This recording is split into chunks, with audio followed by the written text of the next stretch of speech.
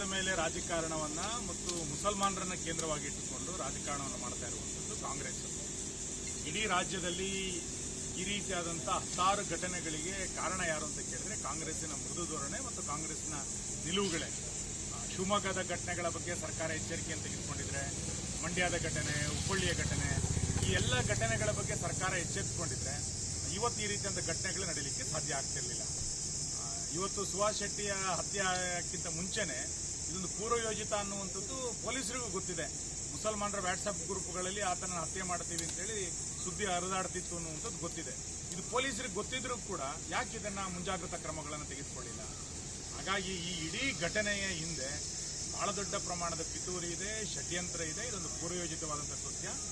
ಯಾರೋ ಮಾರಕಾಸ್ತ್ರಗಳನ್ನ ಹಿಡ್ಕೊಂಡು ಬಂದಂಥ 7-8 ಜನರ ಕೆಲಸ ಅಲ್ಲ ಇದು.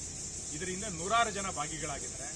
ಬಹಳ ದಿಗ್ಭ್ರಮೆ ಆಗಿರುವಂಥದ್ದು ಆರೋಪಿಗಳು ಪರಾರಿಯಾಗಲಿಕ್ಕೆ ಮುಸಲ್ಮಾನ ಮಹಿಳೆಯರು ಸಹಕಾರವನ್ನು ಮಾಡಿರುವಂಥದ್ದು ವಿಡಿಯೋಗಳಲ್ಲಿ ಗೊತ್ತಾಗ್ತಾ ಇದೆ. ಇದು ಬಹಳ ಆತಂಕದ ಸಂಗತಿ. ಇದರ ಬಗ್ಗೆ ಸಮಾಜವೇ ಎಚ್ಚೆತ್ತುಕೊಳ್ಬೇಕು. ಬಿಟ್ಟರೆ ಕರ್ನಾಟಕದ ಸರ್ಕಾರದ ಬಗ್ಗೆ, ಪೊಲೀಸರ ಬಗ್ಗೆ ನಮಗೆ ವಿಶ್ವಾಸ ಇಲ್ಲ. ಇದನ್ನು NIA ತನಿಖೆಗೆ ಕೊಡಬೇಕು ಅಂತೇಳಿ ನಾನು ಆಗ್ರಹಿಸ್ತೇನೆ. ಮತ್ತು ಇಡೀ ಕುಟುಂಬದ ಪರವಾಗಿ ನಾವಿದ್ದೇವೆ. ಆ ಯಾವ ಕಾರ್ಯಕರ್ತ ನಾವು ಕಳ್ಕೊಂಡಿದ್ದೇವೆ ಆ ಕುಟುಂಬದ ಪರವಾಗಿದ್ದೇವೆ. ಆ ಕುಟುಂಬಕ್ಕೆ ಬೇಕಾದಂಥ ಎಲ್ಲ ನೆರವನ್ನು ನಾವು ಇಡೀ ಸಮಾಜ ಮತ್ತು ಜನಪ್ರತಿನಿಧಿಗಳು ಒಟ್ಟಾಗಿ ಅದನ್ನು ನಿರ್ವಹಣೆ ಮಾಡ್ತೇವೆ. ನಿಖರ ಸುದ್ದಿ, ಸದಭಿರುಚಿಯ ಕಾರ್ಯಕ್ರಮ.